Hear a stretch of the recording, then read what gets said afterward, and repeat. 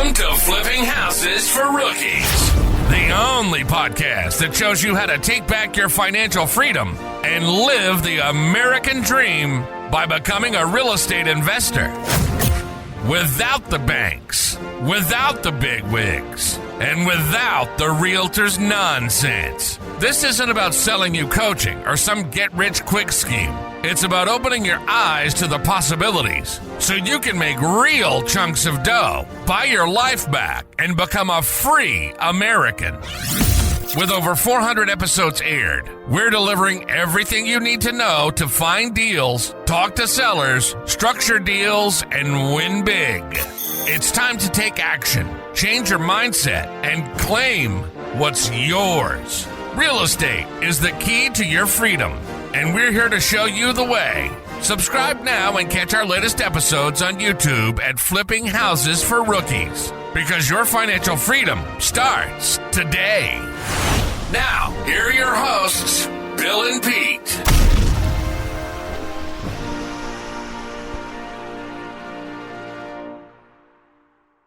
All right, here we are at yet another episode of Flipping Houses for Rookies, podcast number 437. And I was thinking this morning, Peter, that I should play the intro for you and I so we could hear it and get all pumped up like our listeners. Yeah, get in the mood, sure. Right? Our little patriotic contribution to America. That's right. And the world. Anyways, that's right. Enough of that. Today's topic, or today's title of the podcast, is 7 Gargantuan Hazards for Creative Real Estate Rookies. Ooh, hazards. Ooh. Where does coffee came from? And here's the description. Today, we plan to reveal to you some of the $1 million blind spots that are costing you everything when it comes to creative real estate deals. And you may find out it is not your fault or for not being successful in the world of creative real estate. Wow, I really botched that up. And may discover how simple conceptual ideas can change your financial status forever. See, good processes are hard to learn, but easy to live with once they're in play. And bad processes are easy to learn, but hard to live with once they're in play. Either way, you are doing one or the other in creative real estate and may not even know it. So after we reveal these 7 gargantuan hazards or blind spots to you, it is possible the ball and chain holding you back will be cut and allow you to flourish and prosper the way you want. So let's get started with following where your money is, so you can grab it at will and truly live your potential freedom to the fullest without all the hard work. Okay, let's do that. All right, cool. So let's do some housekeeping type things. So basically, here's the gig. I still haven't decided what's going to happen on episode number 450 and whether we're going to strip it off of all the social media and put it on a private app or not. I'm still in deliberation with that. Some mornings I wake up and I know exactly what I want to do, and some mornings I don't. Which, by the way, Peter, well, anyways, I'll leave that alone. The point is that you will have plenty of time to be able to do what you got to do. More importantly, here's what we are doing that has changed. I have decided to up the ante for my listeners, and I've been giving away some incredible tools that I normally charge for. Matter of fact, some of them have monthly subscriptions, and I give them away for free, lifetime access. And the reason why I do that is because I ask you to give us a 5-star review. And when you do, take a snapshot of it and send me that snapshot to flippinghousesforrookies@gmail.com, and I will give you the tools. And yes, I am bribing you for your review. But I've tried everything else and it doesn't work. So I'm working into ethical bribes now. So if I'm going to talk about that a couple more times before we go. So if you want one of the tools we're talking about today, and I've been developing more and more tools, with the world of AI and, SaaS, which is software as a service, right? I have many SaaS programs I've been developing. It's like a little hobby of mine is how can I make these little real estate tools to help my clients?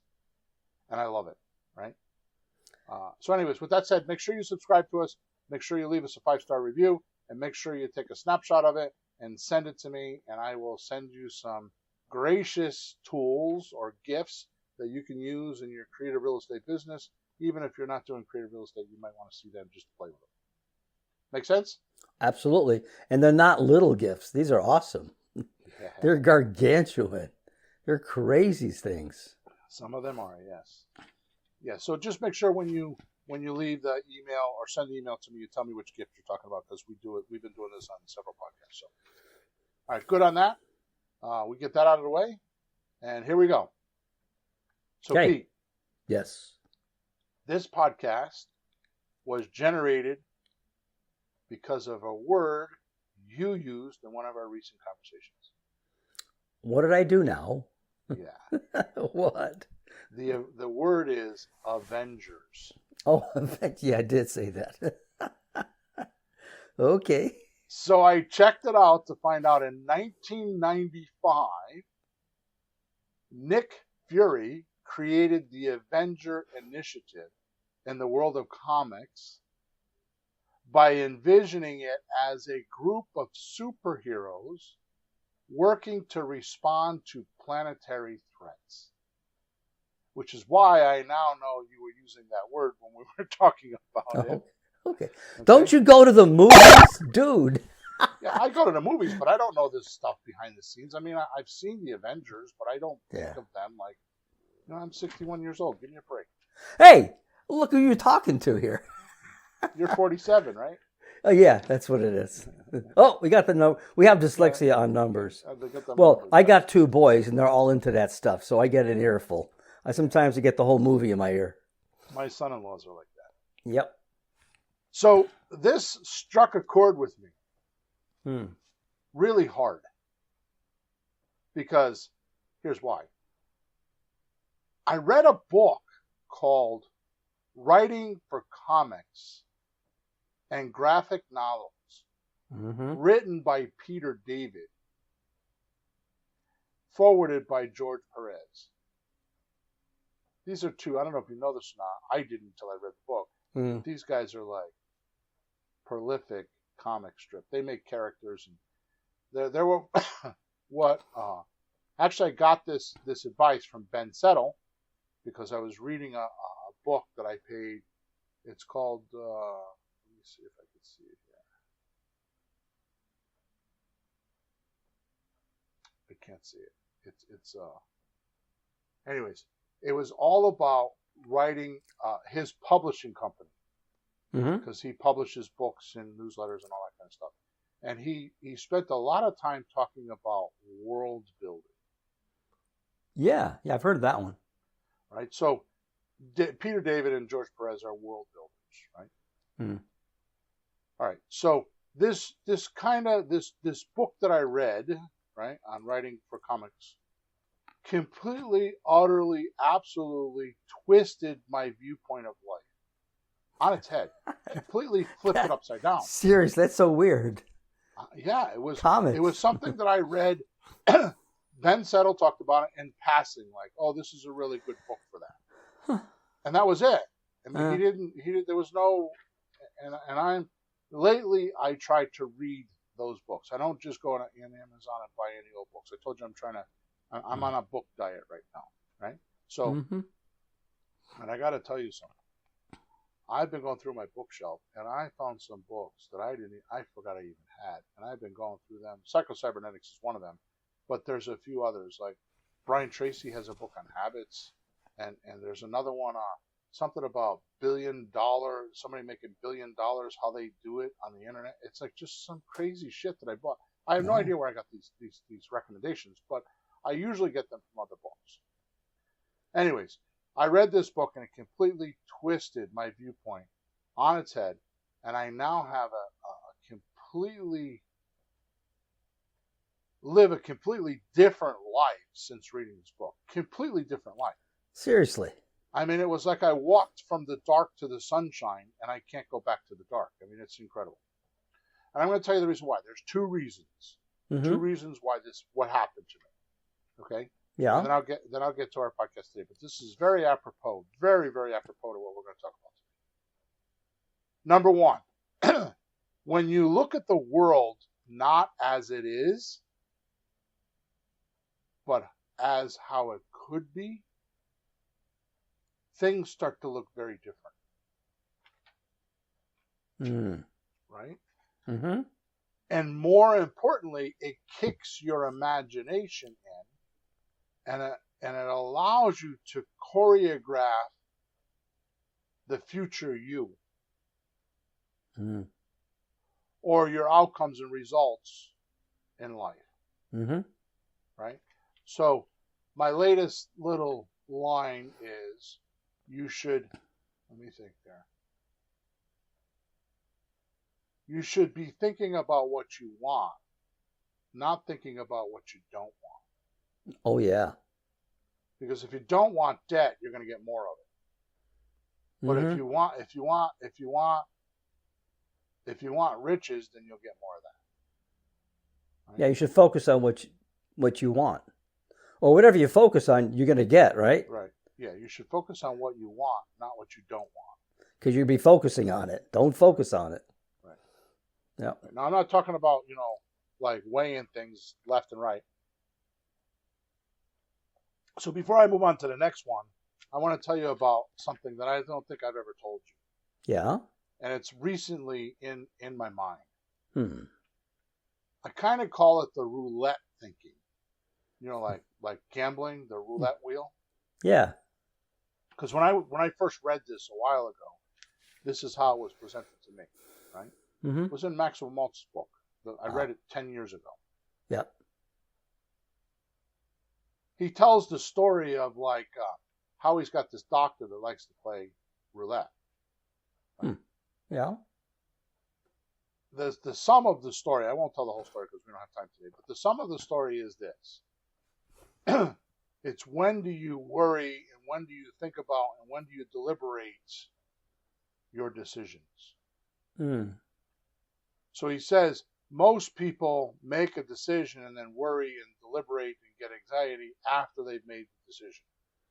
What he's saying is what you need to do, which is what I believe, is you need to worry and deliberate before you place the bet. Should I do it? Shouldn't I do it? Black, red, what number? Whatever calculations you're going to do, you worry about it then. And then once you place your bet and the wheel gets spun, you just sit back and say, let's go through the experience. Let's have some fun. I wonder what's going to happen. Mm-hmm. That makes sense. And when you live life that way, it's very interesting. Right? So what I'm saying is that when you realize that a lot of things in life aren't really real until you make them real, when you look at the world not as it is, but as it could be, you make that decision as if you're playing roulette. You place your bet and then just sit back and let it entertain you on how it's going to play out. Because guess what? If it doesn't go the way you want, you can always change your mind and do it again. Yeah, well, it's also too late to be worrying about it. You made up your mind. You threw the dice, let it run. Why bother now? So many people make a decision or an affirmation or a postulate or something like that, and then they immediately say, I want to make $5,000 next week. And then right away they're going to be like, how am I going to do that? And then go into the details. You can't do that. Right? What you need to do is just make the decision and then just let your mind, let your beingness, who you are, just work it out. Right? Put it in the theater of your mind. Anyways, I'm going too far in this. Listen to podcast number 436. We went over this in detail on how this works and why this is so important to a career real estate investor. And I know it's a little bit profound, but I am telling you, I am doing these podcasts for a very specific reason, because we're getting ready to roll over a new year. And people start thinking about resolutions and ideas. And I've been working on these podcasts so that if career real estate is what you're going to do in the new coming year, I wanted to give you some mind vitamins and mental exercises to do so that you could execute those goals. Okay? Yeah. The second reason why this book was so impinged to me, which matters totally today on what we're talking about, is this. The most vital thing that I never, ever thought of was, what makes heroes and villains tick? Now, this is in life, and this is in the comics. Right? Everybody listening to me right now has their villains. I'm overweight, but I can't stop eating that chocolate. I want to make more money, but I can't get an interview. Right? I don't care what it is. I want to buy a new car, but I can't find time to go walk. Whatever it is. Right? We all have villains. See, heroes and villains share an unusual bond. Without the villains, the heroes have absolutely nothing to do with their time and their powers. That's funny. And the hero is defined by the challenges he must overcome, and the villain presents those challenges to him. This is going back to my roulette thing, right? So I decide I want to be a creative real estate guru, or not a guru, but let's just make it simple. I want to do creative real estate, and I want to make XYZ dollars. Okay. If you really believe that, and it really is a passion of yours, the first thing that's going to come in, because you just expanded your horizon. So you're taking in new territory. So let's say your life was a 6-inch circle, right? And you just expanded to an 8-inch circle. Now there's 2 inches of new territory you just took in that you know nothing about. So that means you got some confusion you're going to have to handle. There's new things. There's things that are going to happen that you've not done before, and you don't know what they are, right? That's right. So what happens is the hero is defined by the challenges he must overcome. So the villain is these new things in your life that you have to overcome. And the villain presents those challenges. So the villain is that thing that you're working against, which, by the way, is you. Right? It's not anybody else. It's just you, right? Because nobody can do anything to you except you, right? But the point is, the villain is the one that has the aggressive goal, not the hero, right? So this is like the Russian, I'm saying Russian, the roulette wheel. Like once you make the decision, I am going to do creative real estate and I am going to make this much money, here's what you need to do. You need to use the lockbox method. Lockbox method. So envision this. There's a room in your house that nobody knows about except you. It's in the basement behind, like in underground. It's like a bunker. Yeah, a bunker. That's the word I was looking for, right? Bunker. You go in there and you unlock the bunker and you take out a box, and all the decisions and all the ideas and all the things you were thinking about to make this decision get put inside the box. And you lock the box. And then all the ideas and all the decisions and everything to make that decision get put in an envelope and says done, and they go in the filing cabinet. And then you leave the bunker and you lock it, and that's it. You're done. And just let it happen. and just work on in your mind that this is. And you just need to work through things to get there. Kind of like a guided missile, right? It zigs and zags until it gets to its target. Yep. This is how you're going to do it. This is what it's like with villains and heroes, because the hero is the zig and zag, and the villain is throwing up all these barriers for the missile. Right? Is this making sense, or am I being too profound? It makes sense. I mean, everybody has their own take on it, but right. we all go through that. Right. Yeah. So the villain is the one with the aggressive goal, not the hero. He's the one who wants to accomplish something. So the hero needs the villain more than the villain needs the hero. Mm-hmm. Oh, yeah. Right? Fact check on this. This is a fact check. Just ask anyone whether they need someone or something who is going to make. Let me read this. I need to read this for a second. Okay, yeah. So just ask anyone, right, if they need someone or something who's going to make their life difficult or miserable. If they need it? Yeah. Well, isn't everybody going to say, no, I don't want that? Right. You will unquestionably get a resounding no. Mm-hmm. Right? That's the fact check on it, right?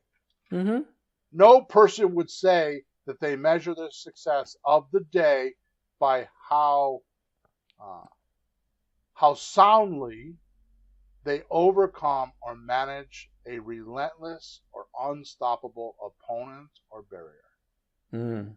Nobody does that. You don't lay down at night and say, man, I'm glad I overcame that barrier. Well, you sure don't wake up in the morning and say, gee, I hope I hit a bunch of barriers today. That's right. For sure. But if you don't have much of a game to play now, do you? There you go. Right? So instead of resenting them, you should welcome them, because they are your growth. They are your happiness. They are what's going to get you what you want. They are the staircase from the first floor to the second floor. As you take each step, you go higher and higher and higher. Those barriers are what's going to get you through learning how to do creative real estate. You know what I just felt or thought, or both, aren't they there anyways? Yeah, it's how you deal with them. Right, and wouldn't it be better to know them instead of not know them? Yeah. And just have them be there and you don't even know why you're losing?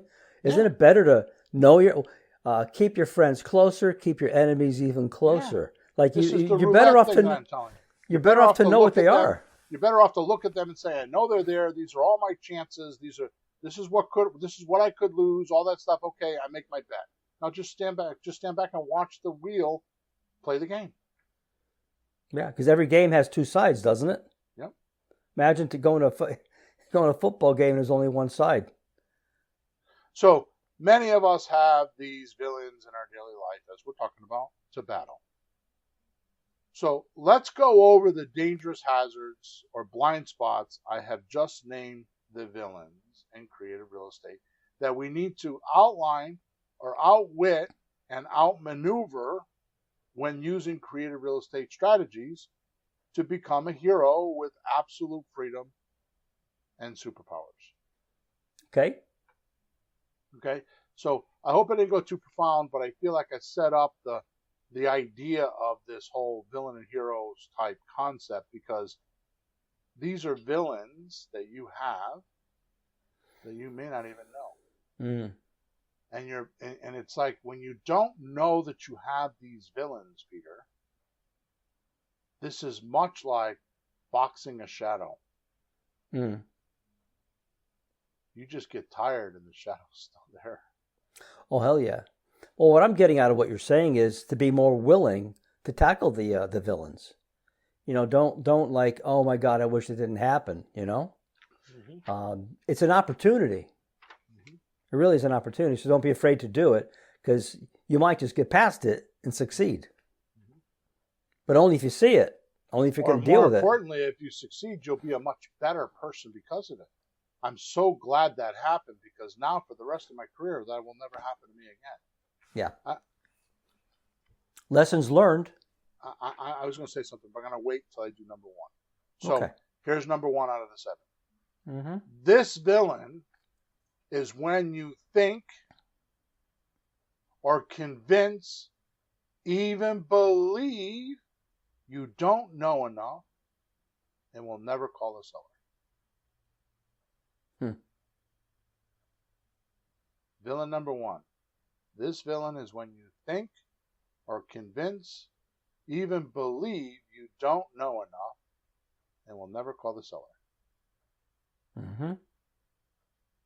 As I've shouted very loudly before, we all have information overload. What we're starving for is wisdom. Yeah. Yep. And wisdom is defined as having knowledge and experience so you can make good judgment calls.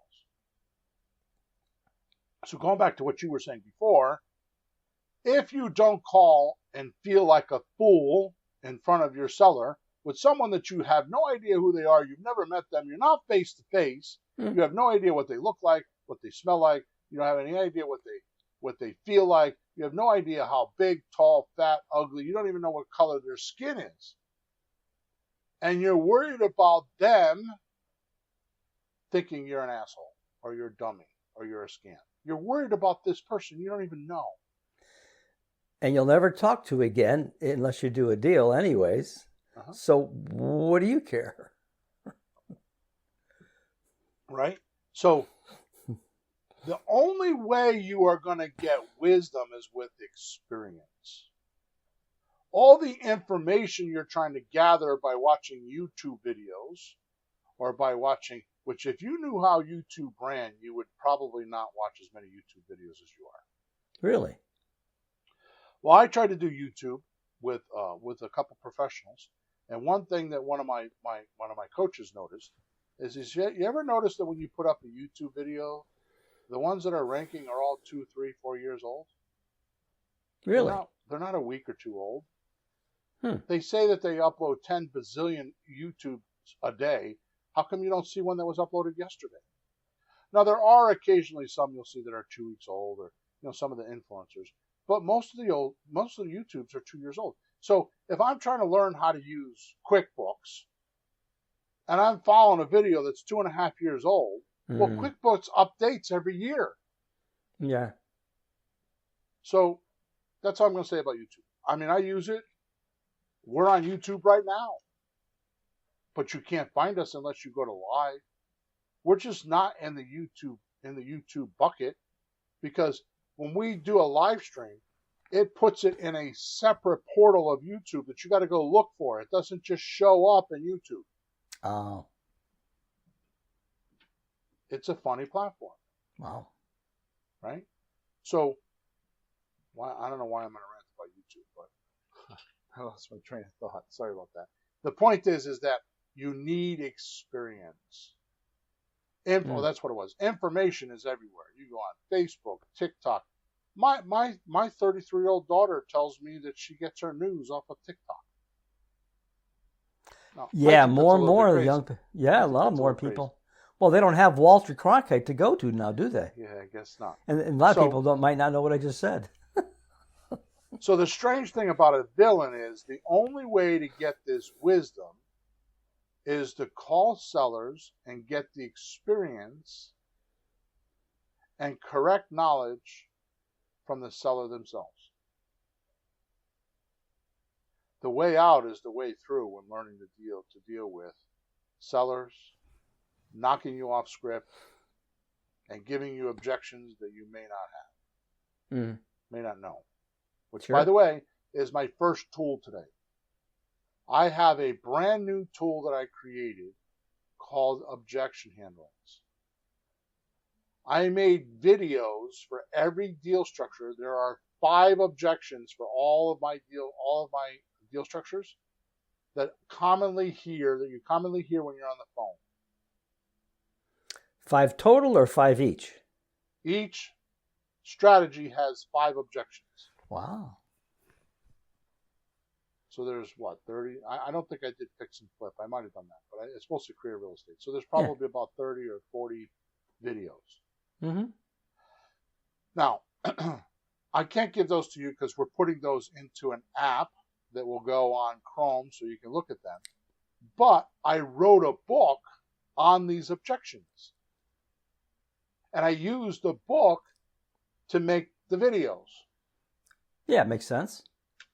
So if you leave us a 5-star review today and you take a snapshot of it and you send it to the email flippinghousesforrookies@gmail.com, I will send you the ebook for free. Jeez, that's valuable because that's the thing we worry about. Well, what is he going to say? I won't know how to answer. Well, there they are. Holy mel. Yow. It's not all of them, but it's the most common ones. That's enough. I mean, after that, people are going to say whatever. But in most things, it's like usually the same stuff. So that's mostly what you need. So, Peter, I want to paint a picture for you. Okay. Do you know how to swim? I do. I know how to snorkel even. Okay, good. Yeah. So when you were a kid, say at summer camp, and let's just paint the picture of you're in summer camp. Let's even go really further. Let's just have some fun with this. Mm-hmm. This is, I can't remember the name of the movie, but I watched a movie like this. The boys are on one side of the lake, the girls are on the other side of the lake. Oh, okay, yeah, that one. And there's a girl you want to go meet. Mm-hmm. But you got to get across the lake. And there's no canoes. Mm-hmm. So you got to swim. Mm-hmm. So you start working on, I got to learn how to swim. I got to go to swim school in the camp. Yeah, okay? Sure. Now here's what happens. You go to swim school, right? And it's in the rec hall. Mm. You know, where they play movies. Indoors. And there's games, and there's pinball machines and shit in there. You know, it's like, shuffleboard and pool tables, and it's in the rec hall. Okay. And here's the instructor standing up in front of you, and you're sitting on this picnic table, and he's got a little whiteboard, and he's showing you how to swim. And there's no water. He's explaining to you how to swim. Everything you need to know about swimming. Mm-hmm. All the rules, all the safeties. This is how you do it. Here's how you kick your feet. Here's how you move your arms. Here's how you hold your breath. Everything you need to know about swimming.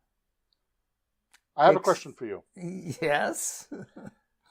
Will that training get that boy across the lake to meet the girl? You know what I just described to you, Peter? Yeah, I think so. Go ahead. It sounds like what most real estate students do. Read books, look at videos, go to meetings, go to webinars, take notes, buy courses, buy books. Never get in the water. Never get in the water. They have no idea what it's like to float in water and flail around with your arms and your legs and figure out what it's like to be in the water. Mm-hmm.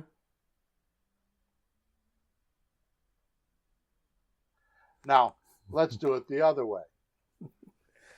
You got a coach like Bill that's going to teach you how to swim.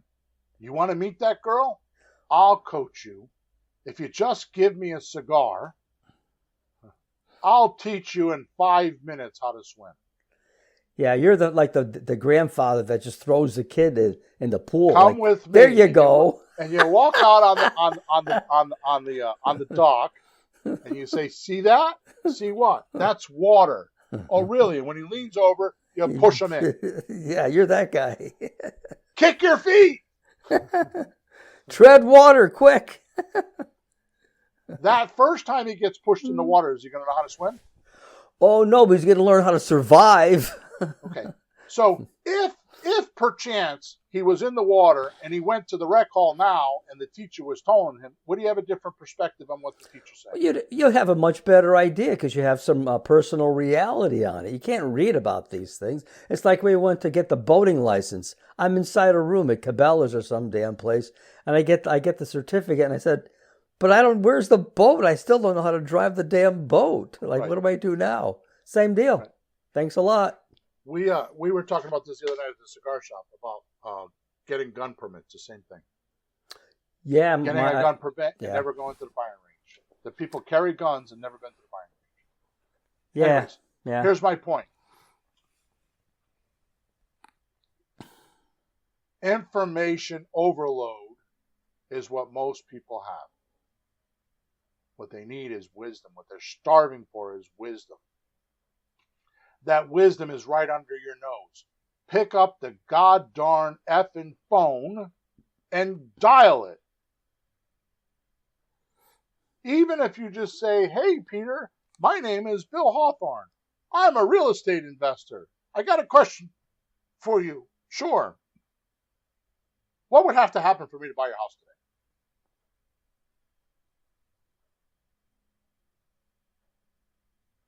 That's all you got to do. Mm-hmm.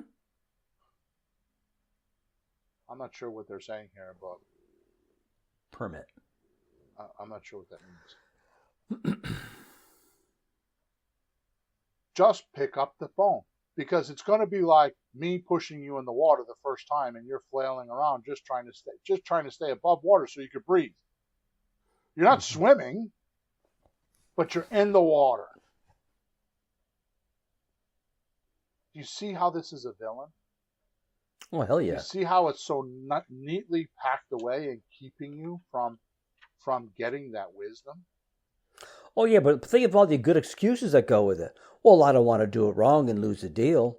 What deal? Right. What deal are you going to have? The way I started was, well, to be frank, the way I started was selling frozen meat on the phone when I was a kid. Oh, here we go. Oh, my God. No, that's the end of the story. It just went from there. This is back, ladies and gentlemen, when they used ice to keep the meat cold. Yeah, that's when we had telephones. Stop.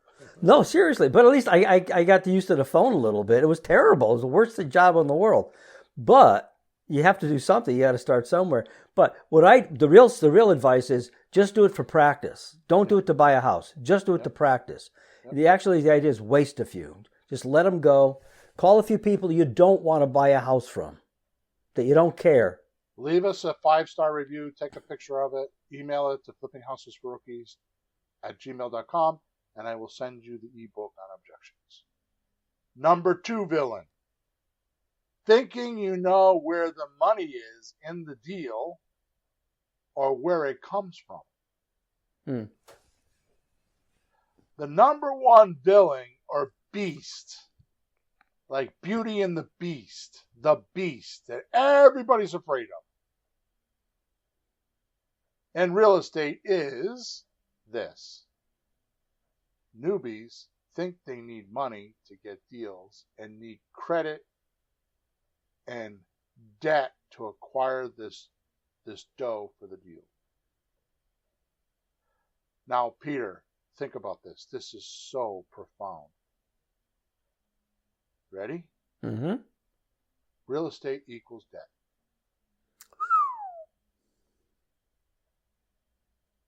That's what people think. Well, you can if you do it the wrong way. But yeah. First thing you need to do is read Richard Kiyosaki's book. Is it Richard? Robert Kiyosaki. I always say it wrong. Bubby. Robert Kiyosaki. Yeah. Cash Flow Quadrant. Right? Mm-hmm. And or Rich Dad Poor Dad, which has been around for 25 years now. He talks about good debt and bad debt. Mm-hmm. Right? Debt for assets make you money. Debt for liabilities lose you money. Yep. So that's a good way to start. But the point is that in a newbie's mind, they think real estate equals debt. Yep. And they don't want debt. We're ingrained in our minds to not have debt. Mm-hmm. Right? Or debt is bad. Yeah, and again, he explains good debt and bad debt in the context of that book. That was brilliant. Truth is, oh my God, this is so liberating, that buyers bring all the money to the table for the deal, not you. The buyer brings the money.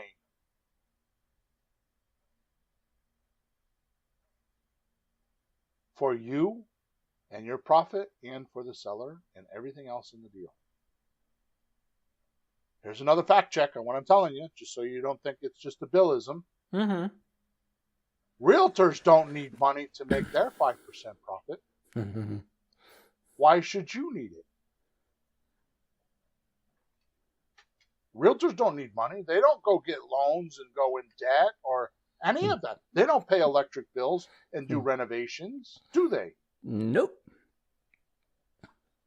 And the most important factor of everything is when you're talking to a seller, they already have the money in the deal to own the property. The money is already there. Why do you want to go get new money to replace their money in the deal? I'll tell you why.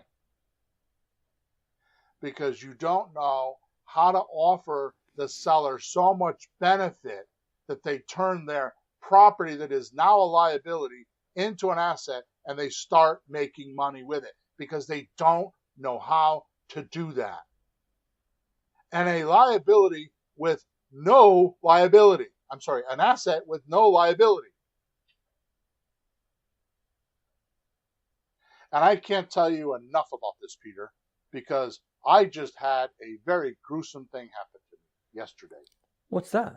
Very gruesome thing. It is going to change my life forever. What Actually, happened? it happened 2 days ago. What? I have a tenant on the second floor of one of my apartment buildings, a two-family house, that decided that the furnace went out, so he went up to light the pilot. There was gas inside the chamber, and it blew up in his face, and he might lose the vision in his left eye, and his face is all burned.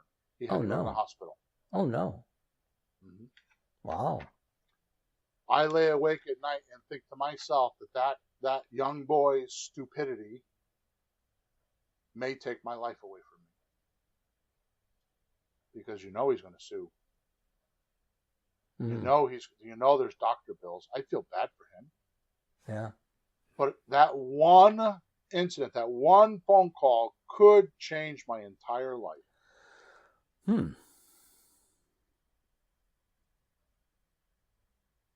My entire life. I'll get through it. I have insurance. I have double insurance. I not only have insurance on the properties, but I got insurance on myself. I'll get through it. But the point is I'm going to rethink some of my strategies. Yeah. Because I have several of those two-family houses, and I've already spoken to my realtor friend, and I'm going to sell them, but not the way you think. Because I was thinking if I sell them, I got too much equity. I mean, I own these houses. He just comped one of them for me at $325,000. I owe $14,000 on it. Wow. There's too much equity there. If I sell it, I get rigged for capital gains. So I've decided what I'm going to do is I am going to actually sell that house and sell the financing and still collect money and not have all the landlord obligations. Mm-hmm.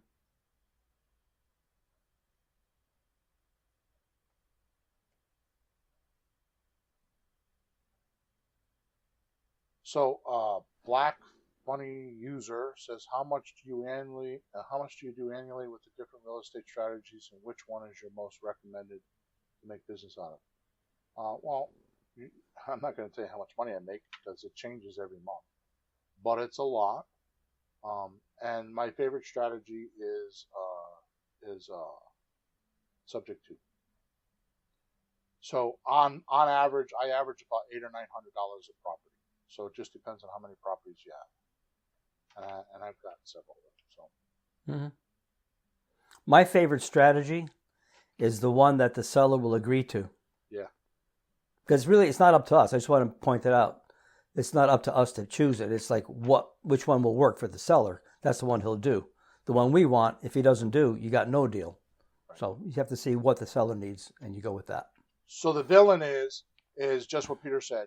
Your buyer's going to put the money in the deal. So what you need to do is and we've got plenty of podcasts before this one, you need to get houses like the realtor on consignment and have something. You need to have inventory to show your buyers so they get attracted to you and want to give you money. If you think you need to convince the seller to get a deal in your name or anything like that, and yeah, those deals are more money. And yes, those deals will come along, but no. You can simply make 5% of the deal just using an option agreement, as we've explained in other podcasts, and you can do very well for yourself. And yeah, by the way, an option agreement means the right to buy, no obligation. Villain number 3. Allowing imagined fear to be your rudder, guiding your villain to win, and the hero to be defeated every time. In podcast number 436, I talked about your self-image and how you can change it. What you think of yourself is your rudder in life. Basically, fear is an emotion, right? Mm-hmm. Caused by your own belief that someone or something is dangerous and might cause pain or is a threat. Now, this is a true villain, right? Yep. Funny thing is, you're the only one that could convince you that this is dangerous or painful or is a threat at all. No one else could do that for you. In podcast number 436, I talk about a guy that's walking on the trail and he sees a bear and he runs, right? And then later on, we break it down to find out, well, maybe it wasn't a bear. Maybe it was foggy and it was just a shaggy dog and he thought it was a bear. Mm-hmm. Or maybe it was somebody it was a human in a costume and they were just, goofing around, right? But you thought it was a bear, right? So that's why I say allowing imagined fear to be your rudder. Because most fear is imagined. It's how you perceived it.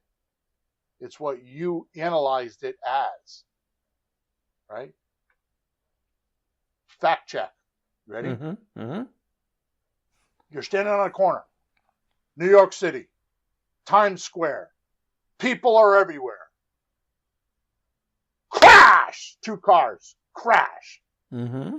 Completely demolish the cars.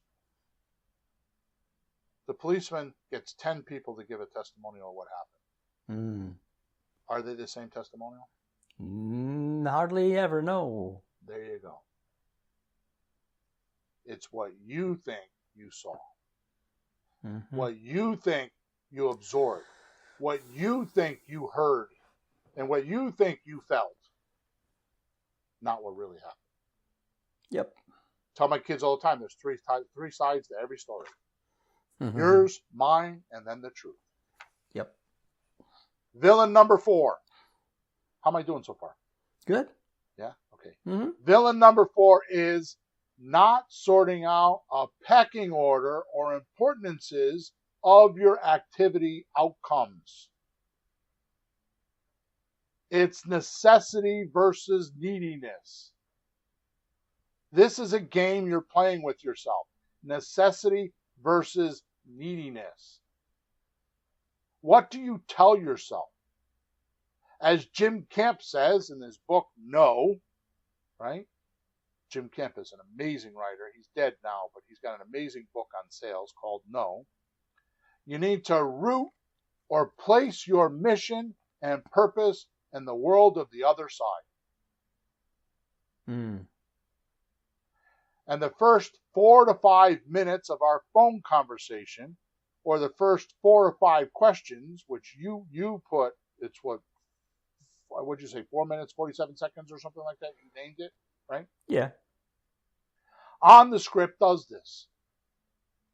You need to pre-qualify who you should do business with, and more importantly, who you do not. So let me ask you a question. If I owned a bookstore, what would be the first question I would ask you if I wanted you to be a client? Personally, I would ask, do you like to read books? There you go. If you don't like to read books, should I continue to talk to you? Hell, no. I learned this from a chiropractor, and David Singer was his name. Yeah? He would go up to people and shake their hand and say, "Hey, Peter. Hi, my name is David. What's yours?" "Oh, my name is Peter." And he's shaking his hand. "Oh, really? Let me ask you something, Peter. How do you feel today?" Mm-hmm. Boom! Right into, should he talk to him about chiropractic or not? Right. But that's an example as put yourself in the other person's world. Look at it from their viewpoint. Which when you're usually like, gee, I want to make money. I. You got to look at what is this person trying to do? Right. How are they doing? What's going on there? Can I do something with that? That's right. So without a beneficial mission, like I help sellers sell a house for big profits, or I used to always say I help sellers to sell a house that they normally couldn't sell. But in this case, these days, it's not like that since COVID. So I help sellers sell a house for big profits, plus help a buyer who normally couldn't buy a house. And I supply me and my family with everything we need. Is that a good mission? Yeah, it sounds like win. Sounds like win, win, and win. Right. So could I put that or place that mission or purpose in the world of the other side? Yeah. I tell sellers all the time, listen, here's what I do. I find buyers that normally couldn't buy a house because 80% of the population doesn't qualify for a mortgage. Mm-hmm. Can you help me with that buyer?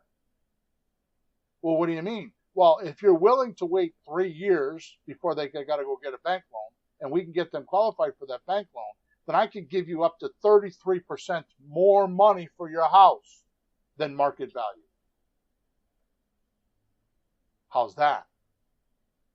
That's putting your mission on their side.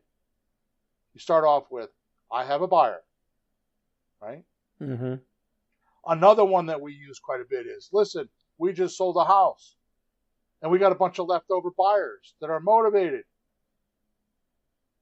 If you're willing to wait 3 years for your cash, these people are motivated because they don't qualify for a bank loan, but they could if I help them.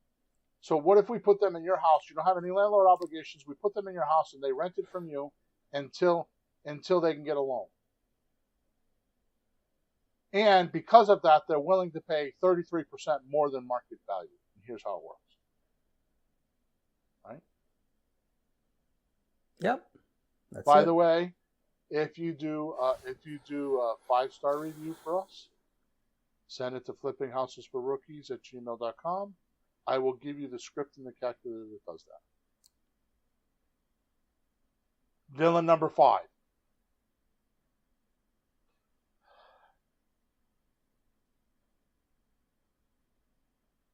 Here's how you outwit. Okay, I'm going to read it. Villain number 5 you have to outwit is not allowing time vampires to run your life. See, here's the amazing thing when you have a mission and you're determined on what you want to do. If you can think of the future you and how you want to be in 3 months, 12 months, 2 years down the road, it adjusts what you're going to do today. Would you agree? Oh, hell yeah. The boy at the camp that decided he wants to go see that girl tonight across the lake and needs to learn how to swim, is that going to make a decision for him? Is he going to make decisions based on how can I get there tonight? Sure. He's going to be a little bit more aggressive about learning how to swim, isn't he? He's got a good, strong purpose. And he's going to take a little bit more chances, isn't he? Because he really wants, that's the decision. He made the decision. He did his deliberating and all his stuff, and he placed his little whatever it is, the little ball on the roulette wheel, and now he's just going to play it out and see what happens. He's going to learn how to swim. Does he have to be a good swimmer? Just enough to get across the lake. All he needs to do is to stay above water so that he can get across the lake, and he doesn't drown. That's it. Mm-hmm. Nobody's scoring his performance. Nobody's scoring your performance either. You are. Nobody else is. Good point. Right? Yeah. So when you start doing this, then all of a sudden you'll start noticing that you have time vampires in your life. Here you need to focus on what you can control yourself. It's not an over there-ness. Well, I can't get a house because my mother won't lend me the money. I can't become a creative real estate investor because I don't have $2,000 to do a course. And instead of saying I'll make 20 grand this week, if you find the right seller, think behavior and forget results. What you can control right now is behavior. Right. Your habits. right? Behavior and your habits, that's what you can control today. Mm-hmm. Like, I want to lose 50 pounds, right? Yeah, not today. Right. What's the thing you could do? Well, I can get up early and I can go to the gym. Mm-hmm. So, Black Funny, where do you recommend pulling leads from? CreativeREIReply.com. Which brings me to number 6 villain. Right? Are you tracking with me? Oh, yeah. Not using the great equalizer of all millionaires. Just like we use money now, money monthly, money later, this is the great equalizer. This is how you become a millionaire. Point blank, full stop, end of sentence, exclamation point. Ready? Yeah. Habits.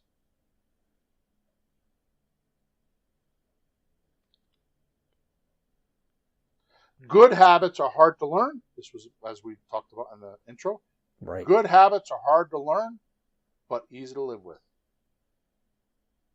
Bad habits are easy to learn, but hard to live with. Mm-hmm. Says Brian Tracy in his book called $1 Million Habits. The trick here is you'll find it easier to engage in thoughts, feelings, and behaviors that are consistent with your mission or person you want to be or your goals than not. And I started the podcast off by saying, do you remember what I said about that? You probably don't, because I said a lot of things. Think about what you want, not what you don't want. Yeah. Go listen to podcast number 436 on how to do this and how easy it is to do, and you'll figure it out. By the way, this is the way millionaires do it. The real estate between their ears is what they work on, not the real estate that they buy and sell. And our final villain, Peter, believing the seller's losing something like equity or money so you feel guilty, or develop a conscience because you are making money off of everyone, especially the seller. Wow. That's a really bad way to look at things. I know people do that a lot. Like, if somebody's a billionaire, well, some of that must be my money. No, it's got nothing to do with your money. You go make your money. He made his money. He didn't take it from you. You know, it's a way people think sometimes. Like there's limited money and we're all like grabbing it. No, you just create it. Of course, don't we set, well, you can talk, but don't we set things up so everybody kind of wins? How do you explain it? Right. I say the only way to make money is to have a product or service that is of value to somebody else and you deliver it. Period. So if you want to take an inventory on your assets and liabilities in life, take a look at what you're delivering. If you work for the factory worker in the factory, are you giving more products or more service or less than the others? You will stand out if everyone else is doing 20 pieces and you're doing 50. Right? Yep. So what you need to concentrate on is, what am I giving the world that they want from me, that they will exchange with me? Mm-hmm. So your product or service that's completed and valuable to somebody else is the difference between a non-millionaire and a millionaire. Because a millionaire has figured out what that is, what product or service that he can produce that is valuable to somebody else, and they'll pay him for it. Yep. The most crucial one is Amazon. Started off selling books. Now my wife buys Christmas ornaments on there to ship off to people in Korea. Seriously. To Korea? For 2 days, she's waiting for these Christmas ornaments so she can ship off to her friends in Korea. Oh, okay.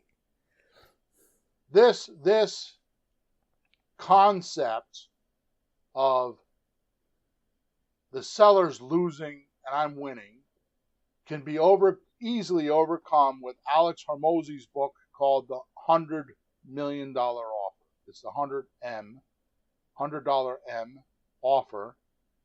How to make offers so good people feel stupid saying no. He starts the book off by saying his guided principles that he lives by are, there's no rules. Mhm. I had to keep reading that book because that's me. And his methods work without permission. If you leave us a 5-star review from this podcast and take a picture of it and send it to flippinghousesforrookies@gmail.com, I will send you my Alex Hermosi script that you and I built. We call it the Grand Slam offer and the calculator. You and I worked on this for what, 2 years?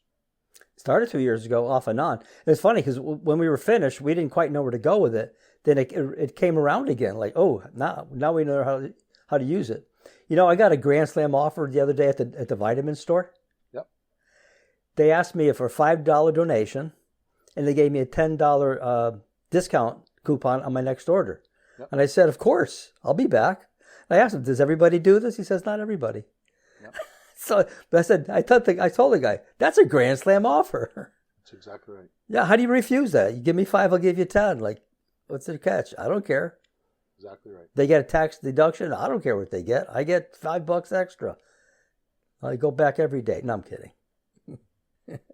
So this is pretty cool, Peter, right? Yeah. If you don't take control of these villains, they will overcome you and manage you and continuously stop you and be relentless opponents and barriers. And you can tell this story about your life while exiting this world. So I've recently gone through some of that stuff. I won't talk about it, but I just read somewhere, I don't even know why, but I just read somewhere. I do know why, because I was talking to somebody that works at hospice. Mm. And the number one thing they say is before people pass, they tell them their regrets. And their regrets are always the things they didn't do.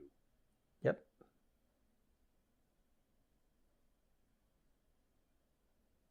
So I have a little story to end off with today. Mm-hmm. It's a summary of our listeners' life. And you're going to laugh because when I read this to you a day or two ago, you laughed hysterically. Mm-hmm. Okay. You ready? Yep. Here we go.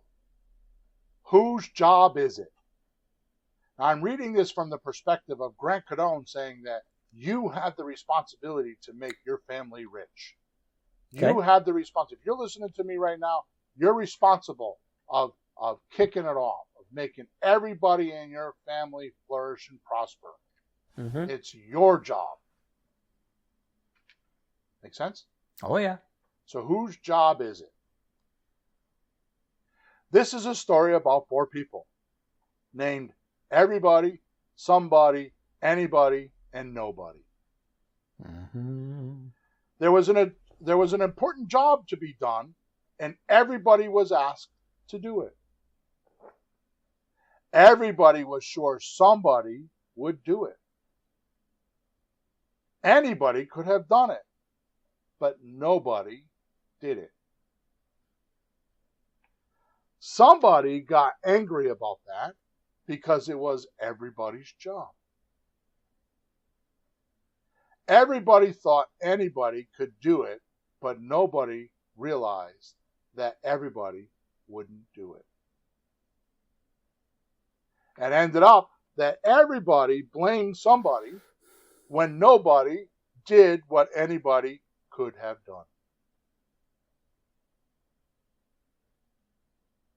Thank you, sketchplantations.com, for the summary of what most of our lives are like.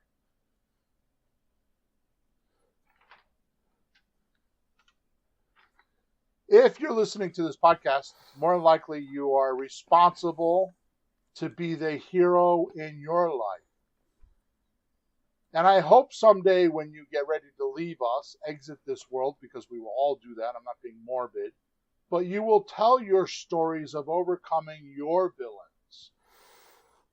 I hope someday you can tell your grandchildren or those that are around you that love you so much about how you became the hero by overcoming these villains that are between your two ears. And how you succeeded because you overcame these villains and others. Take today's concepts and write them out. Study them and listen multiple times until they are etched inside your forehead, like the neon lights on Times Square. They're so bright you can't refuse but look at them. As Maxwell Maltz asked in his book, what movie is playing in your theater in your mind? If your life is not the way you want it, change the channel or get a new movie. And start playing that in the theater of your mind. And things will change.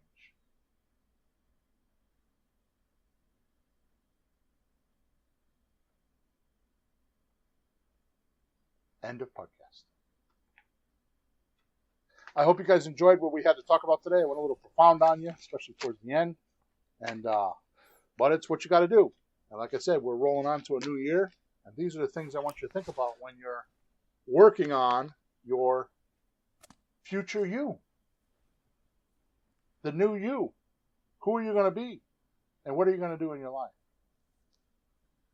Or not do? Make sure you give us a 5-star review wherever you're watching us or listening to us. Take a picture of it. Send it to flippinghousesforrookies@gmail.com. And I will send you any one of the gifts or all of the gifts or whatever you want. I know that in podcast number 436, I have a course on how to make your first $5,000 that I sell for, I think, $297 or something like that. Take a review. Do a 5-star review. Take a picture of it. Send it to flippinghousesforrookies@gmail.com, and I'll send you the course. I'll log you in and send you the course. Lifetime use for free. Okay? Also, make sure you like us and subscribe to us. And if you have any questions, you can go to flippinghousesforrookies.com or creativereiply.com and put in a support ticket, and I will make sure that your questions get answered, whether they're for me or for Pete, or for anything else for that matter. Okay? Thank you so much for being with us. And over and out. End of podcast number 437. I appreciate you being here very much. Flourish and prosper. This has been Flipping Houses for Rookies. The American Dream. What is it? It's called financial freedom. And with real estate, you'll have it. Without the banks, without the bigwigs, and without the realtors' nonsense. Bill and Pete are two real estate investors with 30 years plus of experience, hundreds of deals under their belts, and a mission to change the way you think about creative real estate. Do be sure to like, rate, and review the show. And after that, hit up our YouTube channel at Flipping Houses for Rookies /streams. We'll be back soon. And see you then on Flipping Houses for Rookies.